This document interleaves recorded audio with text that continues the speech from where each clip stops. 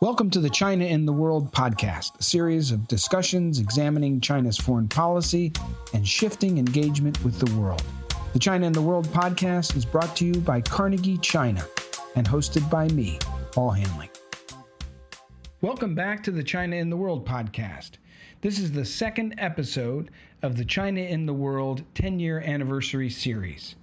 In this series, I look back on the more than 180 interviews I have conducted over the past 10 years to help put current international issues into context. In this episode, I look back on 10 years of China-Russia relations, 1 year after Russia's invasion of Ukraine in February 2022. China-Russia relations have evolved significantly since the launch of the China in the World podcast. In 2014, Russia announced its annexation of Crimea, which at the time was viewed with both ambivalence and consternation in China. While Beijing abstained from the UN Security Council resolution to invalidate the 2014 Crimea referendum, China simultaneously criticized the Western sanctions regime imposed on Russia. Since 2014, Moscow and Beijing have gradually expanded their economic, diplomatic, and security exchanges to the point where today many view the China-Russia relationship as the strongest it has been since before the Sino-Soviet split in the 1960s. This episode helps shed light on how China-Russia relations have evolved throughout Xi Jinping's first decade in power and during the lead-up to Russia's full-scale invasion of Ukraine on February 24th, 2022. I hope our listeners enjoy this episode and tune in again next month for another China in the World look-back episode. Enjoy.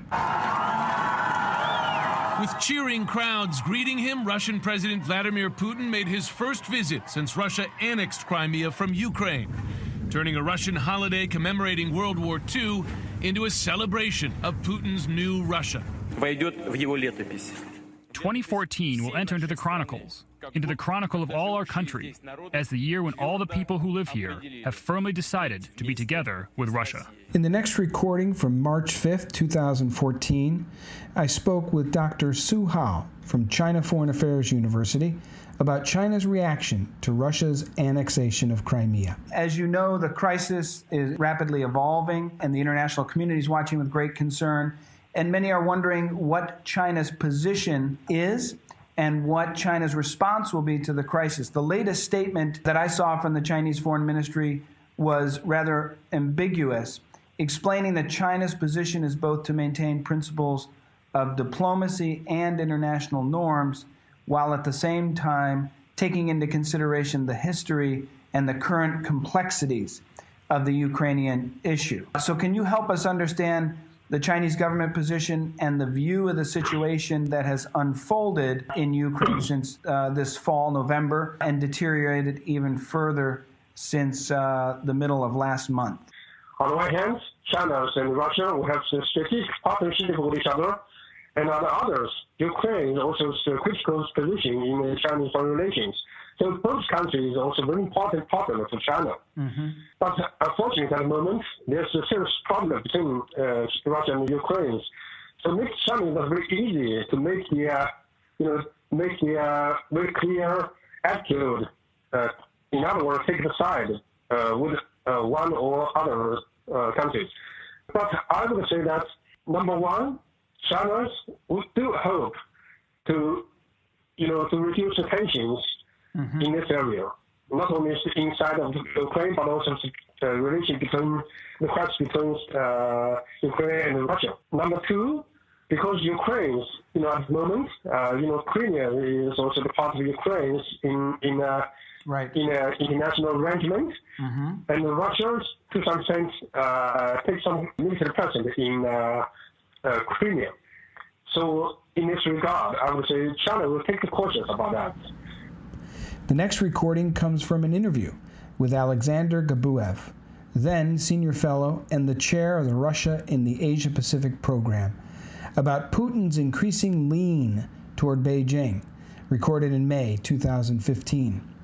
What do you say to the intense speculation in recent months that the appearance of warming ties between President Xi and Putin? What do you say about do you think that Xi and Putin are forming a much stronger personal relationship?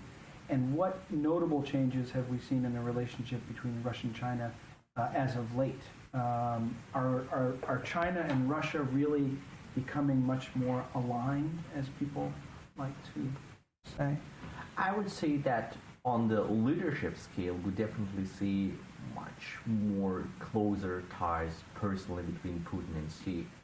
Remember that Jiang Zemin may be the last Chinese leader who fluently spoke Russian, but he was 20 years older than Putin, right? Hu Jintao was 10 years older. So we see like Putin is just half a year older than Xi Jinping. So they are more or less same generation people with more or less same outlook. Putin's personal diplomacy is very much concentrated on building this personal relationship with top leaders. That was his job back at KGB.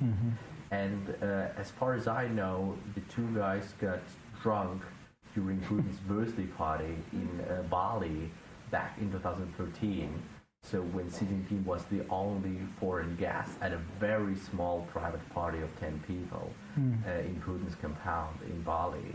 So that's where the relationship went very smooth, though they together had sympathy towards each other. You may see that... Sympathy towards each other in which regard? Putin had always certain image here in China as a strong personal leader who can fly a fighter jet and who fights corruption and who fights oligarchs.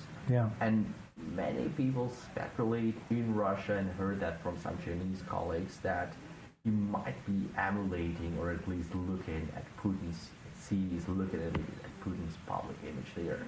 And I know very well that Russians are looking into anti-corruption campaign, which is happening now in China very closely in how Xi Jinping executes that. In the next recording from April 2017, I spoke with Carnegie scholars Andrew Weiss and Paul Stronsky as part of the 5th Carnegie Global Dialogue series. We spoke about the implications of the Trump administration's foreign policy for China-Russia relations. We spent a lot of time yesterday at the Carnegie Tsinghua Center talking about this notion of the triangular dynamics between U.S., China, and Russia, with each side looking to use their relationship with the other as leverage in their relationship with the other side. Does this dynamic, in your view, still exist between the U.S. and China and Russia, as it did in the early 70s under President Nixon and Henry Kissinger as National Security Advisor? And if so, how has Trump impacted this calculus? Can he impact this calculus if this dynamic exists? Let me turn to you, Andrew, first to start.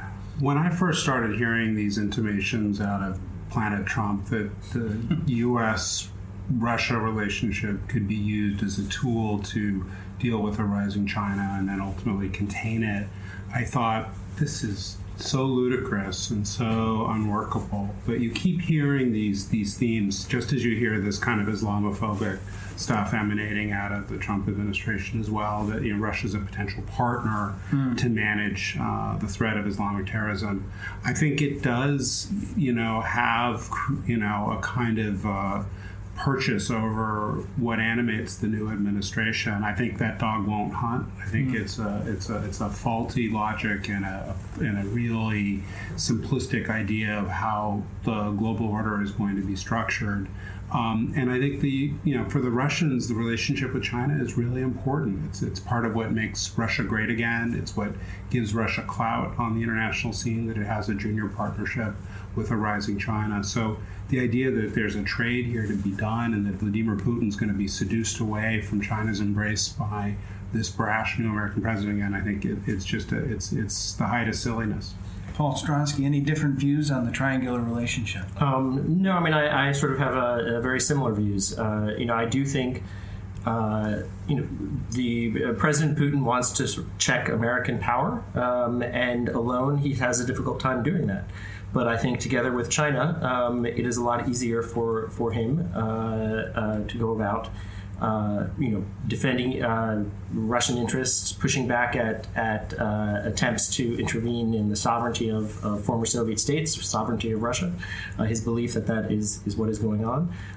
So I would agree with both of them. I mean, I don't think there's all that much there. And I also think there's disagreements inside the Trump administration over whether this is a reasonable and feasible policy.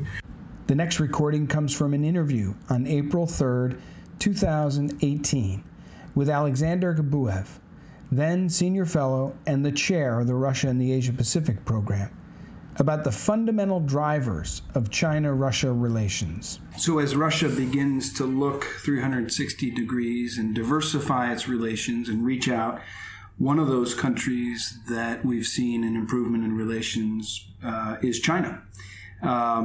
Sasha, you're the Carnegie Moscow Center's resident China hand. How do you see China-Russian relations fitting into Russia's overall foreign policy priorities? As Dmitry laid out, you've engaged Chinese scholars over the last couple days, and you talked very articulately about how you see these four pillars in the China-Russia relationship. The listeners would benefit to hear your analysis on that. I think that's something, there are several factors that predate the earthquake that Crimea and Ukraine crisis produced for Russian foreign policy and reorientation and pivoting to itself, the way Dmitry puts it. And I think that these four factors or four pillars are the need to protect the border and maintain security and stability along the colossal Russia-China border, then the economic compatibility between the two countries, political compatibility between the two regimes, and then the mutual affinity between the leaders. So if we look at the border, that's the largest border that China has with any country, that's second largest border for Russia, and during the times of Sino-Soviet split, both countries invested a lot of resources in protecting those borders and preparing for foreign invasion. As soon as the opportunity presented itself to normalize these ties and reduce investment into security, both countries jump on that opportunity. And right now, need to maintain stability along this land space provides the floor for Sino-Russian relationship. It's not always with each other, but never against each other. And the border really guarantees that this is the formula that works for both. On economic compatibility, I think that Russia as an exporter is mostly about commodities. That's what Russia gives to the outside world. And it really needs markets, capital, both long-term loans and investment, and technology. And traditionally, Russia has been looking for those items in the West, particularly in Europe. But if you look east, China is exactly the same, has exactly the same characteristics. And Russia is increasingly putting more eggs into China's basket and diversifying. So the trade structure between Russia and EU and Russia and China is absolutely similar. And it's all logical that Russia tries to increase its footprint in China. On domestic politics, I think neither Russia or China fits into the model which we'll call liberal Western democracy. Both countries are different. They try to manage their domestic politics in a different way. And there is a lot of similarities and room for mutual learning, like when it comes to foreign NGOs or internet freedom, sovereignty. Both countries really put premium on sovereignty and state over the rights of individuals, very broadly defined.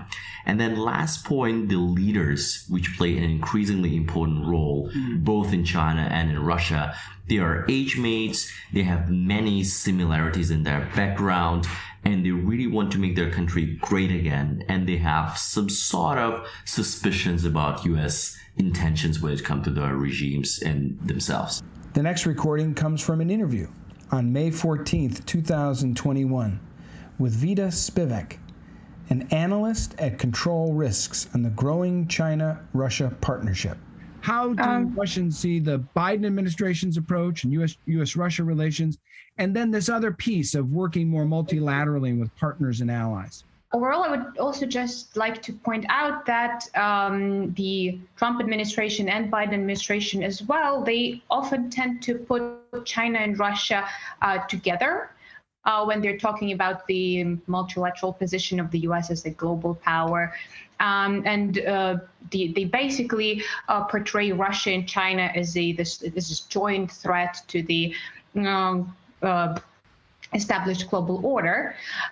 So in this regard, I would say that overall, Russia is trying to see how it could leverage the relationship, its closeness with China in its relations with the US and with the Western countries. And in the context that the overall political relationship is developing in a pretty positive way in the recent years, and in the post-pandemic world, this trend is likely to continue. The economic relationship between the two countries is also getting more and more intensive. And then again, despite the pandemic, the overall economic relationship, trade, and even investment is continuing between China and Russia.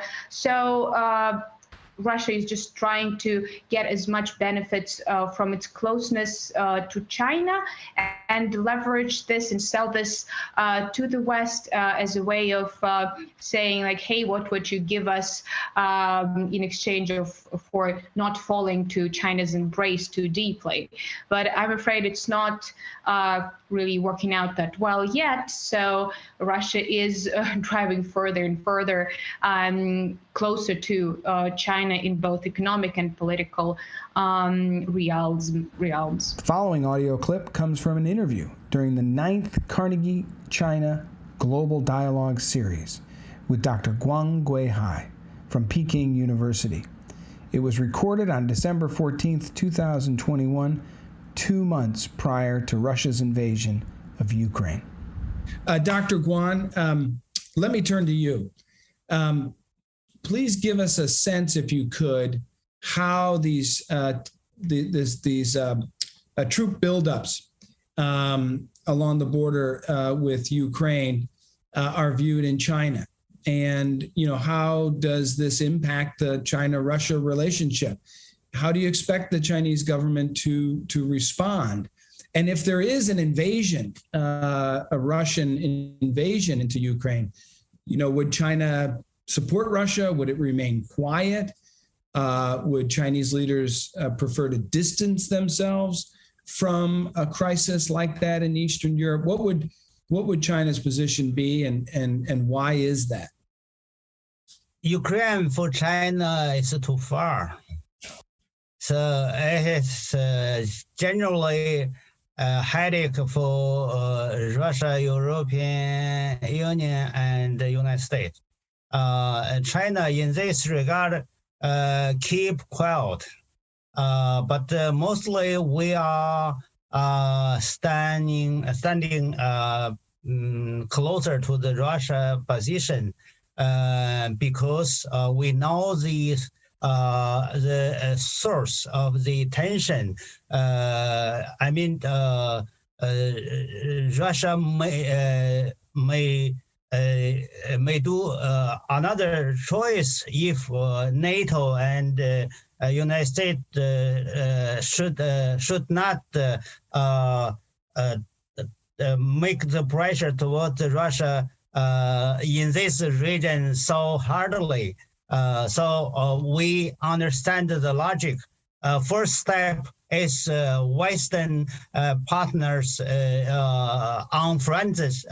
unfriendly step, and then Russia answer more assertively. So in this regard, we cannot say very clearly in this issue which one more responsible. So we keep quiet. But we understand the Russian feelings because almost the same thing if you talk about the tension between China and a neighboring country in the Asia-Pacific region, almost the same thing. I mean, United States could not take the middle position, almost very clear the position against China and closer to other party when China have the deal in the region. In the following interview, recorded on February 15th, 2023, I spoke with Professor Li-Ming Jiang from the Rajaratnam School of International Studies at Nanyang Technological University in Singapore on the one-year anniversary of the war in Ukraine. You know, how important is it for President Xi that President Putin doesn't lose the war in Ukraine? Is that an important goal for him? And what would President Xi be willing to do to prevent Russia from losing? Well, if Russia completely loses, there's very little, almost nothing that China can have to save Russia. And I would say China probably doesn't have any strong incentive to help prevent such a scenario of Russia being completely defeated or Putin losing badly. One reason is this: if China would go out, do its best to save Putin and Russia, and it will basically lead to almost complete collapse in the relations between China and the U.S., China, and in the Western world, EU countries. And that's a huge consequence for China. I don't think Xi Jinping or Chinese are prepared to accept that kind of consequence, right? To me, that's difficult to imagine. And I think more likely China will continue its wait and see, and wait and see policy, and watch the situation in Ukraine closely. Even if Putin and Russia is defeated militarily and Russia becomes a much weaker power, and that will be something acceptable, I think, for Xi Jinping and for China. Instead of going out to help Russia and save Russia, to prevent Russia from being defeated. I think that's more likely. And there is a sort of thinking in the policy community in China that, no matter what, Russia has so many resources. It has a very large population, has a large territory. And even if it's badly defeated, it won't become a small power. Right? It will remain at least a middle power for quite some time. And this defeat, even if Putin is gone, although we don't know whether that's going to happen or not, right, will leave a deep scar in the minds of a lot of Russian elites.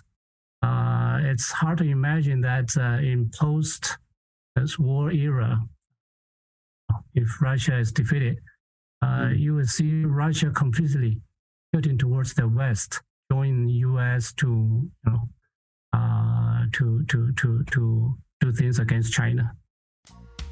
Thank you for listening to the China in the World podcast. For more episodes and research, please go to carnegieendowment.org. This episode was produced by Nathaniel Schur with assistance from Wang Yuan Hang and Michael Malanconi. The music was composed by Spencer Barnett.